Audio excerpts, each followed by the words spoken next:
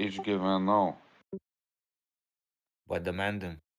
Rokenzio tėvas Kada svečius. man- Tai Maronas. nepilnametį Bybį siuntė greičiausiai ir gavo iš vyresnio brolio gal. Į galvą sudaužė, karoči, chebra. Ne, jisai nepilnametį Bybį siuntė ir vyresnis brolis jos pasigavo ir sudaužė jį. Perpiso galvą. Aiškiai matos, kas tave mušė, buvo dešiniaranks, nes į kairę akį daugiau gavai, supranti. Iš dešinės lūpos. Būtų įdomiau, jeigu aš mušiausi ir šitai buvo iš tikrųjų. Reikėjo Negu nuo laiptų nekrypau. Nuo laiptų taip nekrenta. Būtent. Blet, pažiūrėkime mano laiptus. Žiūrėk, ne, pala.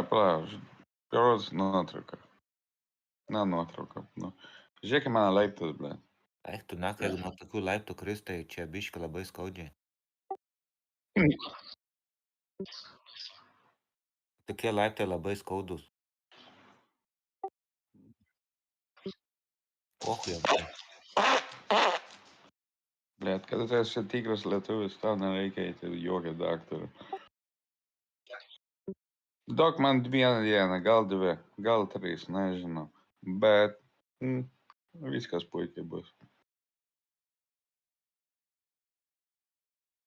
Aš kremą užsidėjau tuo metu. Man tai, kai pamenu, 1 prieš 10 ėjau parke, tai davė į akį, bet pas mane tik biški buvo po